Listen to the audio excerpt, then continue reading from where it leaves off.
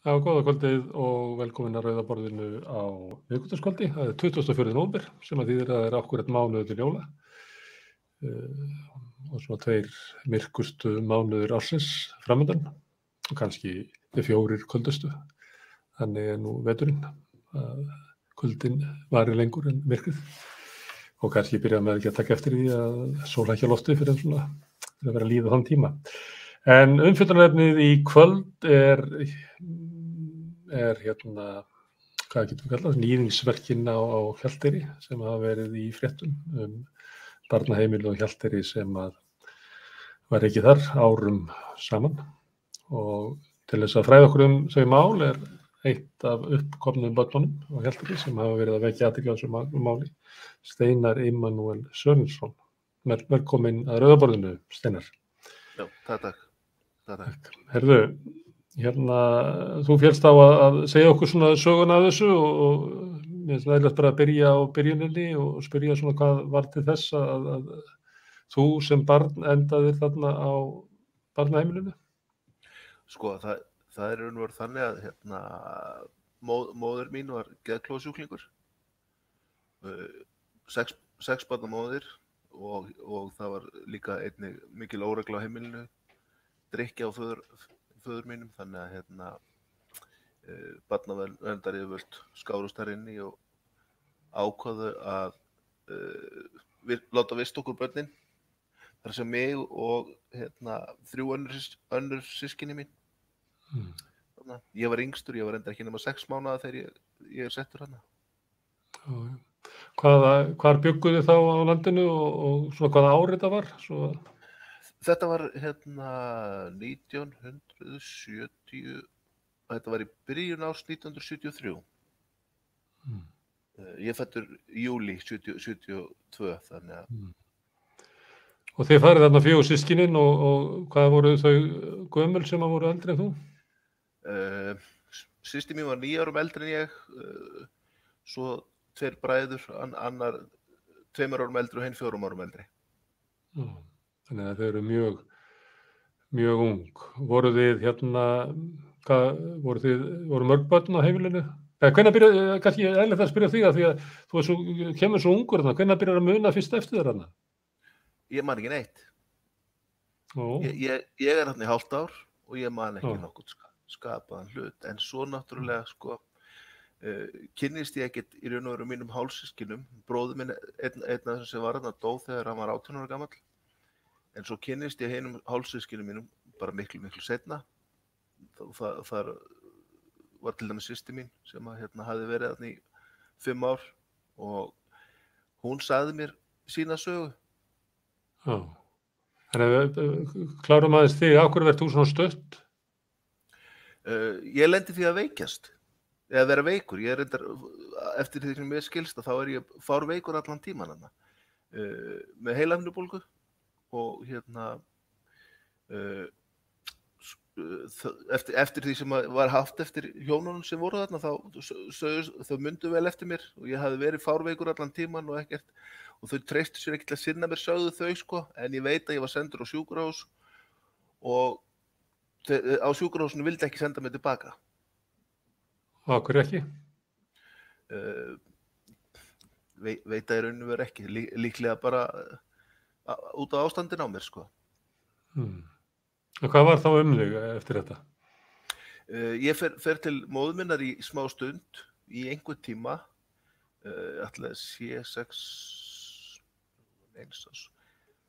já, og er hjá henni cirka hálft ár á einhverju fælingi bara í rauninni, Og svo eftir það er ég settur á Thorvaldsen heimilið og er þar í 10 mánuði og fer síðan í fóstur þegar ég er 2,5 árs. Fékk góða fósturforeldra, mjög góða fósturforeldra. Og elst upp hjá þeim.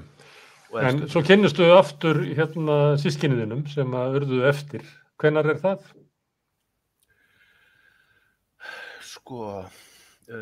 Ég held ég hafi hitt hennar bróðir minn þegar ég var rétt 20, þá hitti ég henni í fyrsta skipti. Systir mína hitti ég eitthvað seinna, ætli ég ekki verið orðin svona 24-5 ára, þegar hitti henni í fyrsta skipti. Já, það passar, 24-5 ára. Og bý á henni í smá stund og hún var reyndar mjög veik, þannig að veikist að krabbameini og deyr frá 5 börnum. Þannig að Og fóruð þið að deila svona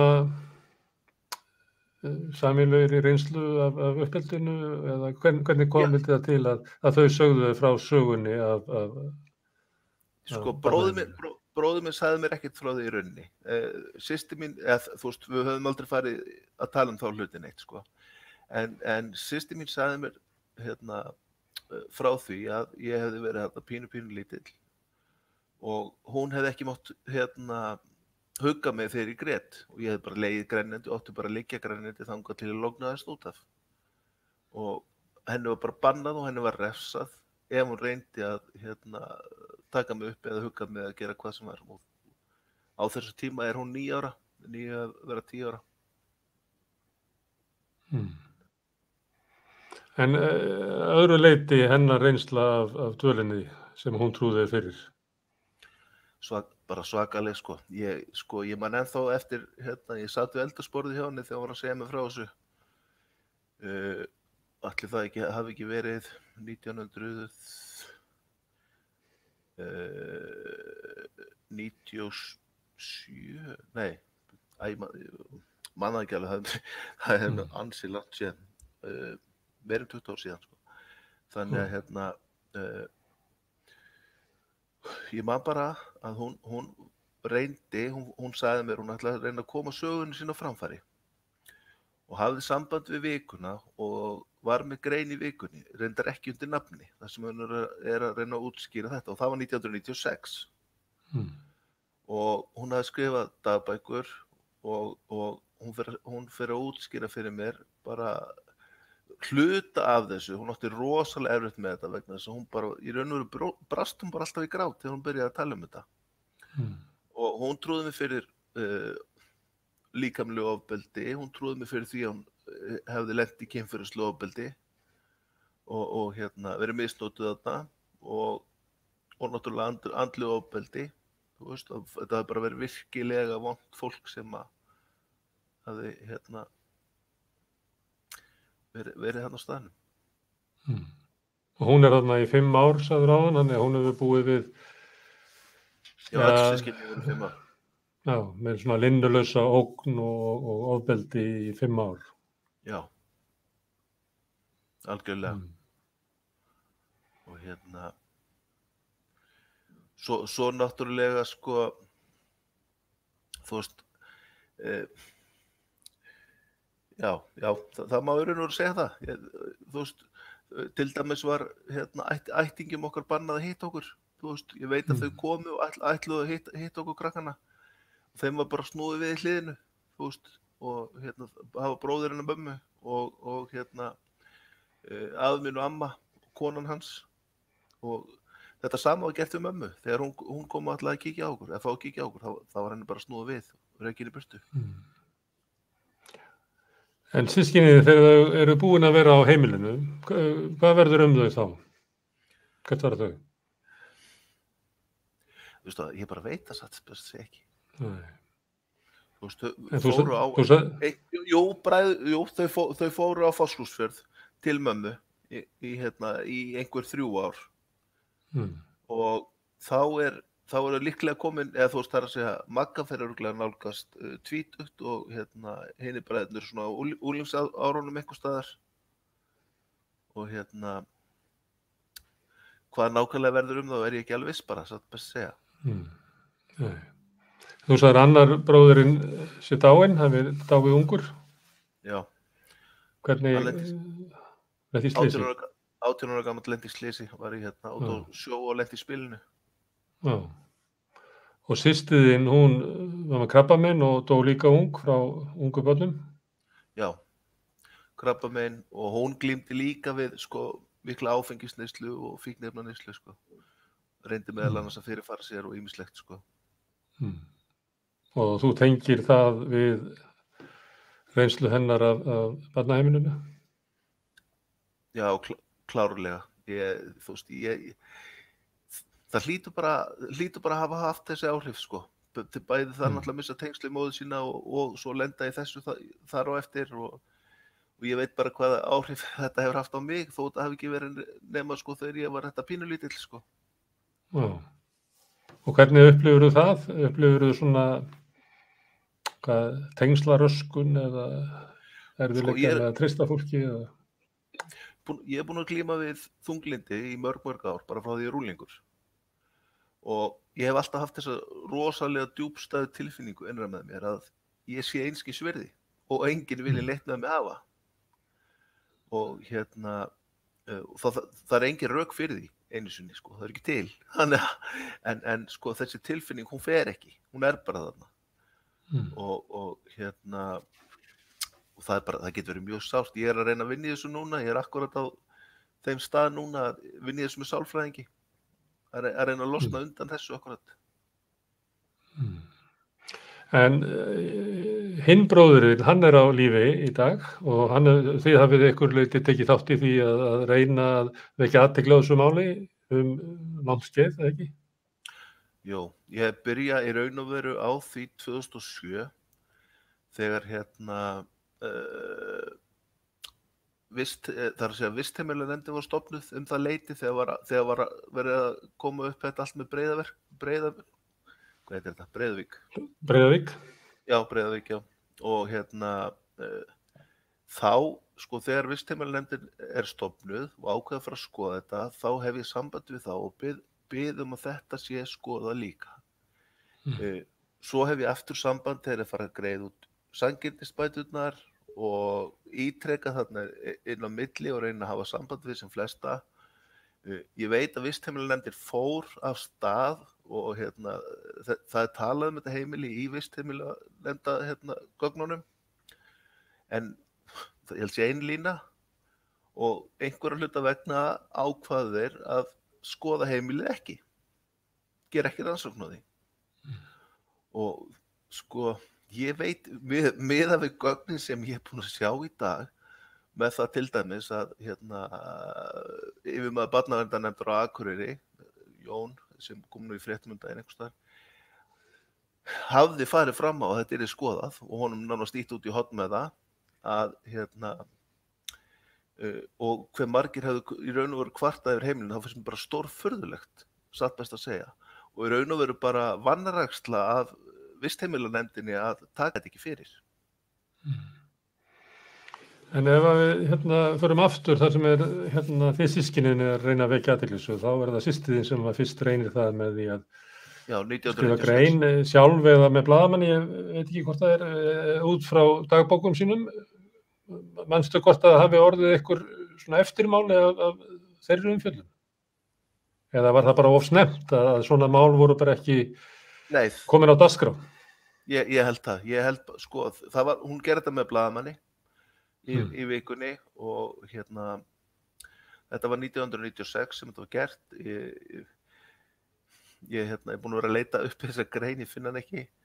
En sko, það var ekkert upp. Ég meina að fólk hefur eflaust lesið þetta og fundist þetta bara verið svakalegt og svo ekkert meir, sko. Þannig að og líklega bara ekki umræðan orðin þroskaðir en það, sko. Já, það er ekki tekið þannig að þetta ætti að hafa eitthvað svona samfélagslegar afleiðingar. Nei. Þannig er það oft, þegar það er fyrst sagt frá ofbeldi, þá er litið á það sem eins og svona persónulega upplifun viðkomandi, en það séu vel ekkert samfélagslegt mál að bregðast við því. En frá 2007 að þá eru þið að vekja athygli á þessu og það hefur verið fjallað þetta heimili svona annars slagið opinberlega. Það er ekki bara núna sem er fyrst verið að fjalla þetta. Kanntu að fara yfir þá sögu, svona hvernig þetta hefur komið fram í fréttum?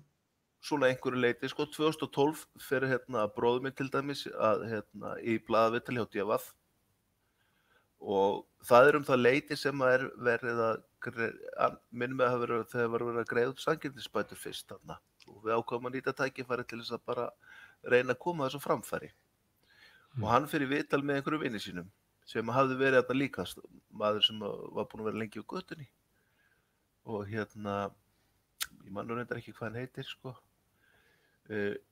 og síðan 2017 þá fer ég í viðtal hjá DFF og ræði þessi mál, nefni meðal annars það sama og bróðir minn hafi sagt sko að á þessum tíma þegar við vorum hann, þá vorum við kölluð börn djöfulsins sko.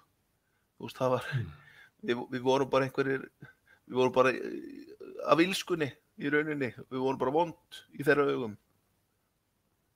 Þannig að og svo náttúrulega sko utan við þetta er ég náttúrulega búin að vera að reyna að hafa samband við velferðarnefnd, við ráðuneytin og nefndu það bara. Ég var raun og veru búin að gefast upp sko. Þegar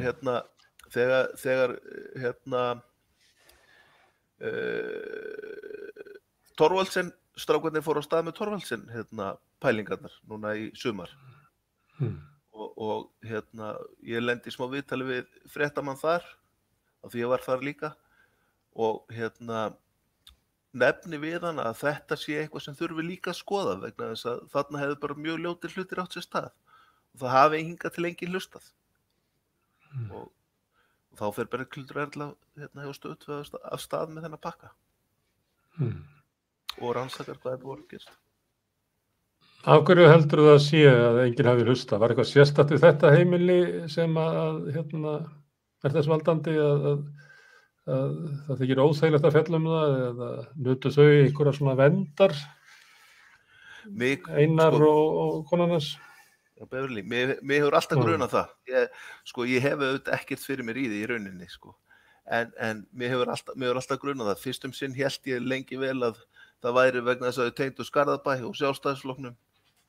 En sko, svo þegar ég kemst að því að það hafi í raun og veru verið kirkjun og menn sem stóðu á bak við barnaverndarnefndir þarna fyrir norðan og í barnaverndarráði þar sem Ólafur Skúlason kemur að þá náttúrulega bara kveikti á perunni sko. Það var í raun og veru kirkjan sem að hélt yfir þeim verndarhendi og ég sko á hvaða hátt nákvæmlega veit ég ekki en það eru pottitt einhvers tengsl þarna sem að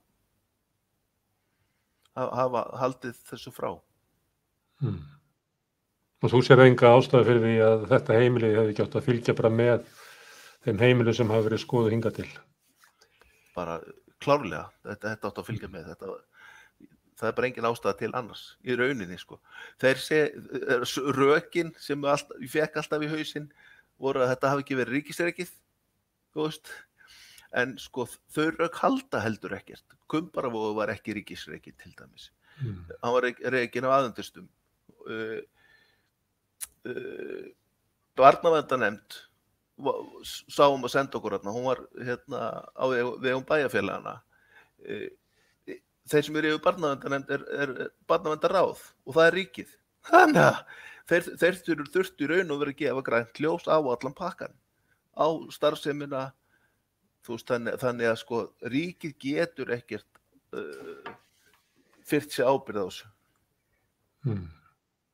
Eitt sem að var nefnt þegar ráðherrarnir voru einhvern veginn að ýta þessu svona hvort til annars, forsætisráðherra sagði þetta væri dómsmálaráðherra og dómsmálaráðherra, forsætisráðherra og félagsmálaráðherra, barnamálaráðherra, svona sagði þetta væri ekki bara ekki á sinni í könnu að það var einhvers staðar nefnt svona að kannski væri ástæðan að þetta væri lítið sveitafélag þarna fyrir norðan. Þetta ekki Hörgársveit, ég veit ekki hvort hún sé búin að innlimast inn núna en þannig að væri raunverulega engin svona geta á sveitarstjórnarstiginu að taka á þessum málum. Hvað finnst þetta hljóma? Nei, ég veist það. Þetta náttúrulega, ég held að þetta tilheyrir Akureyri í dag sko. Annars er ég nú ekki viss sko. En Hörgársveit er búin að fara fram á það núna skriflega við bæði dómsmálaráðuneytið og forsætisráðuneytið að þetta verði opinberlega rannsakað. Og það finnst mér gott. Sá sem sér sanngirnisbótapakkann, hann er búinn að fara fram á líka við ríkið. Sá sem var yfir barnaverndarnefnd og hafði farið fram á rannsókn 1977, hann er líka búinn að fara fram á það við ríkið. Og svo ég hló nú satt best að segja pínlítið þegar ráðherrarnir bentu hver á annan. Mér fannst það bara pínlítið fyndið sko, ég er nú bara að segja eins og þér. Þannig að Já. pínlítið grátbroslegt í rauninni. En þegar við tökum saman öll þessi mál, hvað er þetta? Er þetta illsku einstaklinga eða er þetta kerfisbundna vanrækslu og nýðinskap gagnvart fátækubörnum og börnum foreldra sem voru með skerta foreldragetu og náttúrulega glíma við fátækt líka? Ég bara veit það ekki. Einhverja hluta vegna virðist áður fyrr minnstakosti bara vont fólk með bara slæmt fólk hafa leitað í þetta einhverja hluta vegna.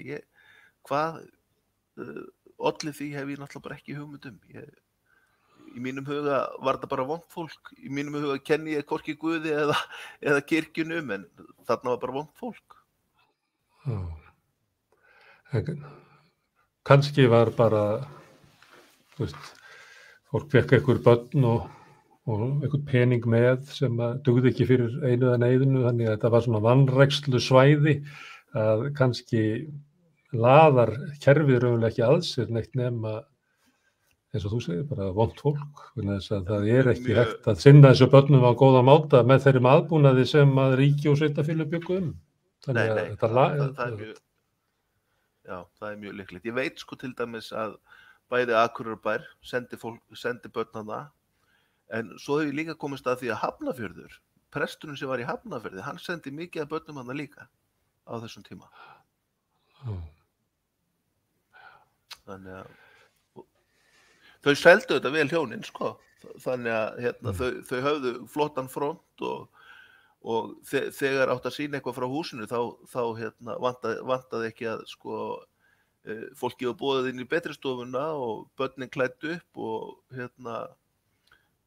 minni mig á þegar bróðir minn heimsótti þau og vildi spurði hvort ég geti fengið að sjá myndir af sig þegar hann var krakki og þau sýndu honum fullt af myndum af börnunum og það var alltaf uppstrílað og brosandi og hann sagði ég man ekki eftir að hafa séð þetta nokkuð tíman. Nei.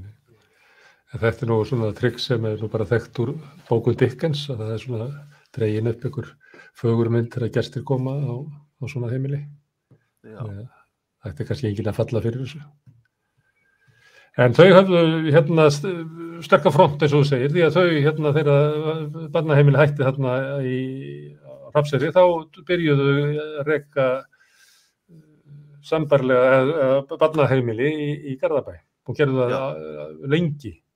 Gerðu það lengi og löbbuðu bara inn í það í raunni, Mér skilst á því sem ég nú reyndar lesi bara núna í fréttum, en að þau hefur nánast ekkert verið könnuð nema bara sakavottorð og eitthvað því líkt, Og þrátt fyrir að menn hefðu bent bænum Garðabæ á að það hefði verið, slæmir hlutir sem áttu sér þarna stað, þá var eitthvað lítið á það hlustað, Það kom fram í fréttum í dag að Gunnar Einarsson rifjaði upp samtal þar sem að einhver sem hafði verið á heimilinu á Hrafnseyri hafði hringt 2008 og lýst miklu ofbeldi á staðnum, en það hafði ekki afleiðingar.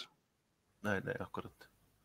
Þannig að mér finnst þetta alltaf koma niður á það sama. Það er eins og það er einhver sem vill ekki, sverta þau á einhvern hátt og það er ég var spurður að því daginn einmitt hvort að tilgangur minn með þessu væri að sverta þetta fólk og mér finnst það reynda bara galin hugmynd þannig að ég hef ekki einu svona kergju gagnvart þeim mér finnst að þetta hlýtur bara að hafa verið alvarlega veikt fólk þannig að séð í mínum huga og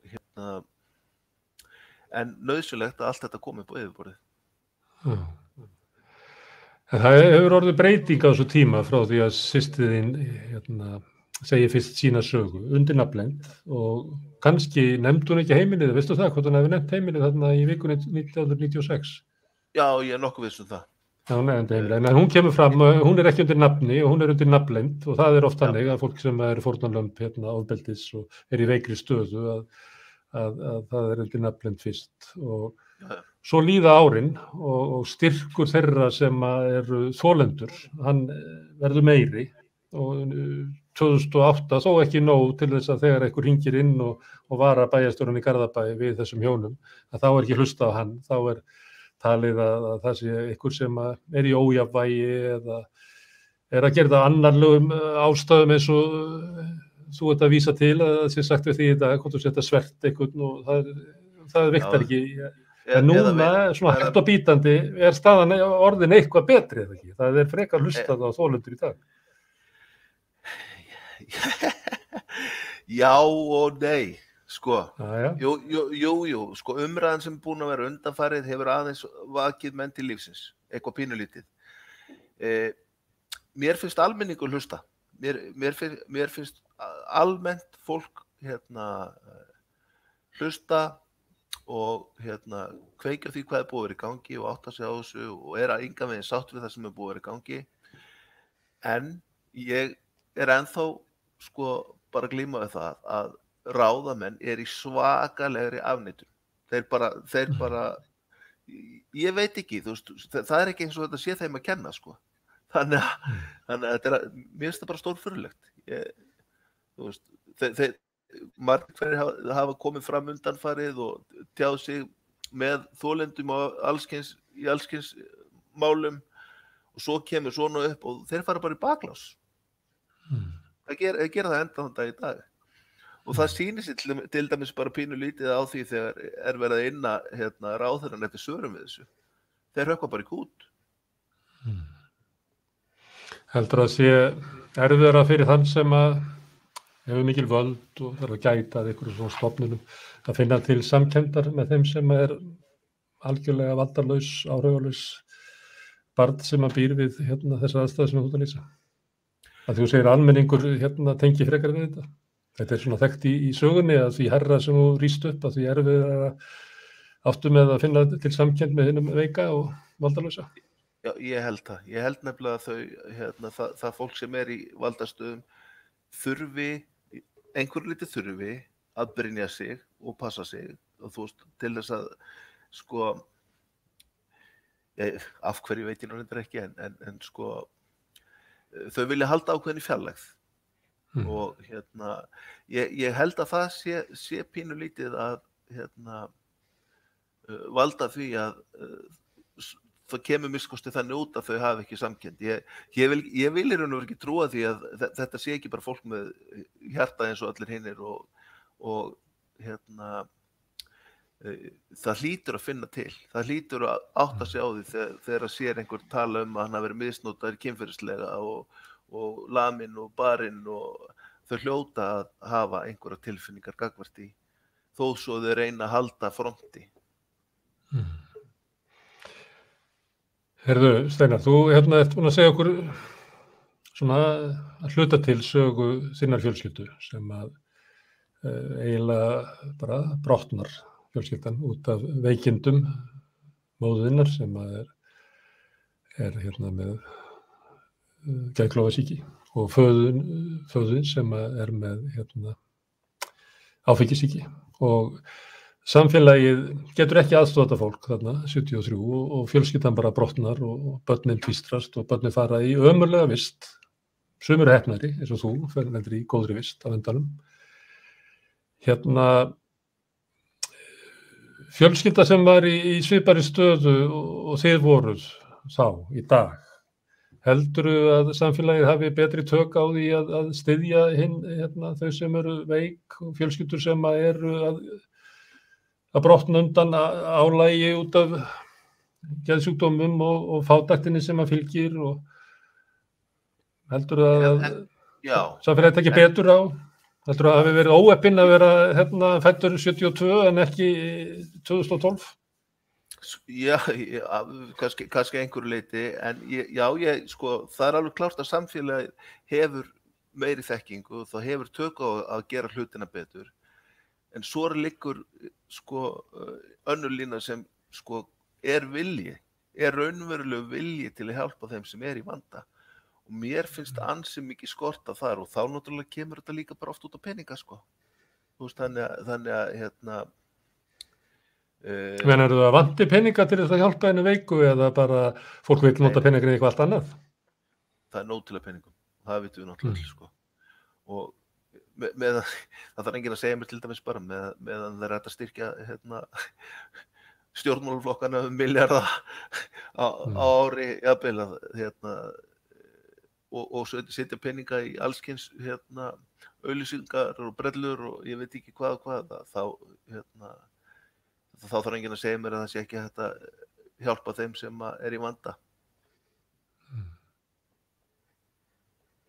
En fjölskyldaðinn í dag, svona upplifna fjölskyldaðinn, eru þið í sambandi eða fyrir utan þennan bróðir sem hefur sömuleiðis tekið þátt í baráttunni með þér?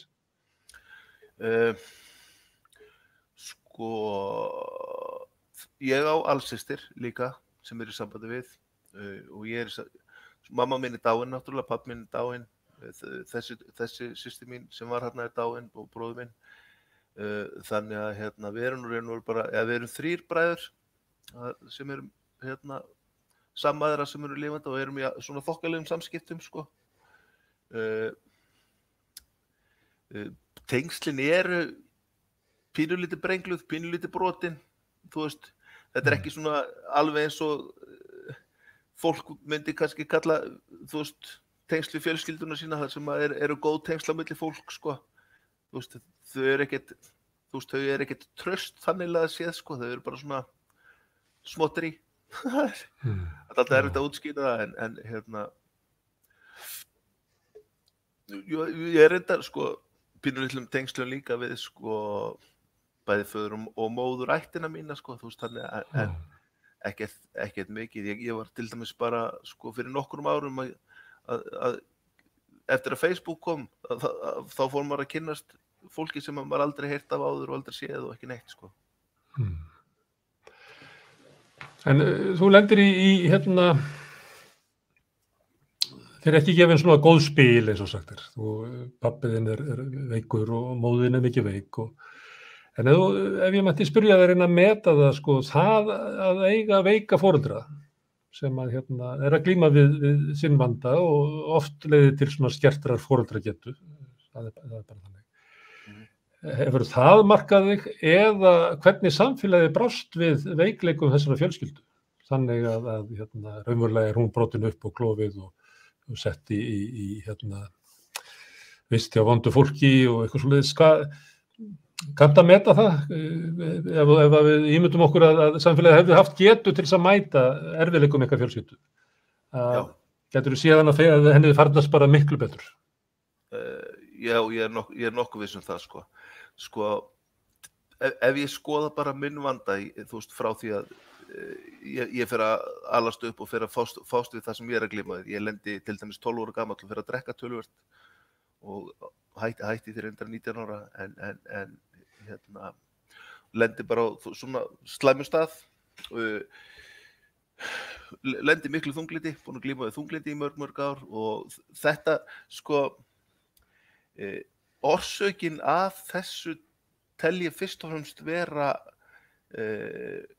það að ég hafi verið settur og maður sé settur á svona stað og fái engin tengsl, þú veist, það er raun og veru slitið af þér að þú myndir einhver tengsl við fólk og myndir svona í raun og veru verður fyrir heilaskaða sko, það er nú bara ekki flóknara en það, þú veist, heilinn myndar vitlausar brautir bara og svo getur það poppað upp hvenær sem í lífinu. Og er bara þekkt og viðurkennt í dag, þetta er þekkt af börnum sem hafa verið dvalið á barnaheimilum á fyrstu árum ævinnar og fara seint í ættleiðingar að þau glíma við þetta lengi, svona tengslaröskun og vantraust og erfiðleika með að hvað við segja, svona fitta inn. Já. En þú átt fjölskyldu í dag eða hvað? Já, ég er 5 barna faðir sko. Þannig að og gengur það bara nokkuð vel sko og í mínu uppeldi er kærleikur númer 1, 2 og 3 sko þannig að þú hefur lært að vera faðir þótt að þú hefur ekki lært það svona með því að einhver hafi verið þér góður faðir. Já, sko, Ekki þarna á fyrstu árunum fyrirgefðu, þú hefur að segja að þú hefur verið heppinn með fósturforeldra, ég ætla ekki að gera lítið úr því. Nei, akkurat, enda náttúrulega var ég bara, sko, þessi fyrstu ár móta bara fyrst og fremst svona mína svona tilfinningarlegu hlið, hvernig ég næði að tengjast fólki og hvernig ég upplifi sjálfan mig og svo framvegis. Þannig að ég á því að hlýjan og blíðan sem ég fékk frá mínum fósturforeldrum hafi fylgt mér áfram og ég sýni börnunum mínu það.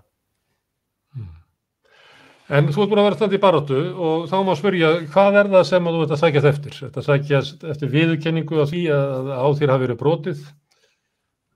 Mertu að sækjast eftir því að þeir sem að brutu á þér verði látið setja ábyrgð? Hver svona, hvernig þetta endi? Sko, það sem ég fyrst og fremst að sækjast eftir að ég geti fundið í hjartanum mínu að ég sé einhvers virði. Það vegna þess að sko, eftir þessa meðferð þá bara það eitthvað sem ég glími við, að ég sé einskis virði og enginn vilji neitt með mig hafa. Og sko, þegar maður búin að gangi gegnum það í mörg ár, að það ekki hlustað á mann, það ekki hlustað á það þegar maður talar að það hefur verið brotið á manni, það hefur verið brotið á systkinum hans og þeim sem þarna voru, þá einhvern veginn sko brotnar eitthvað innra með manni líka. Og sko það sem við vorum að ræða þetta bræðurnir og það sem okkur langar kannski fyrst og fremst að þeir sem eru ábyrgir, og í dag náttúrulega það fólk sem var þarna látið, en í mínum huga ríkið ábyrgt, að þeir stígi fram og hreinlega bara biðji okkur afsökunar, bara þú veist, og gera það á þann hátt sem að, þú veist, það má gera það á þann hátt sem þeim kannski hendar, en sýna það í verki á einhvern hátt. Þannig að, þú veist, ég vil bara finna að við séum viðurkennt, að það veri viðurkennt að það var brotið gegn okkur, viðurkennt að það var illa að fara með okkur. Það fyrst og fremst það sem ég að sækjast eftir. Ekki það okkur sé aftur eins og þegar við vorum pínu lítil hent bara einhvers staðar út í horn. Og enginn vilji taka málið að sér af því það óþægilegt. Finnst þér svona að þú horfir á yfir hennar tíma, finnst þér að Einar og Beverly Gíslason hafi notið svona meiri virðingar og stuðnings heldur en þið börnin? Já, klárlega. Ég get sagt þér, ég lenti þegar þetta viðtal okkur kemur upp og þessar pælingar í fréttum, þá daginn eftir hafðu þau samband við 2 prestar sem hreinlega voru bara í sjokki. Og máli var að þau höfðu á sín eftir að fluttu á höfuðborgarsvæði verið dugleg að mæta í kirkjunni hjá þeim. Og þeir sögðu bara, við höfum ekki hugmynd að neitt svona gæti mögulega hafa átt sér stað, vegna þess að fronturinn hjá þessu fólki, hann var svo sterkur og hvernig, þú veist, þau báru sig, að það hefði ekki verið nokkuð leið að átta sig á því. En eftir að hafa heyrt þetta allt sem hefur gengið á núna, þá voru þeir bara gjörsamlega, það lágaði nötruður bara, presturinn sem talaði nú einnara við mig í dag og hann sagði sko, ég skalf af reiði þegar ég heyrði þetta. Já, svona lífið. Það fólk ber ekki ílskuna utan á sér. Nei. Heyrðu Steinar, ég þakka þér kærlega fyrir að koma hingað við Rauða borðið og staldra við og segja okkur sögu þína. Ég þakka hlustendur fyrir að ljá þessu eira og ég vona bara að þú sigrir í þinni baráttu. Takk. Og gangið bara sem allra best. Takk fyrir kærlega. Ég þakka fyrir í kvöld og minni á að Rauða borðið verður líka á morgun klukkan 8. Takk fyrir í kvöld.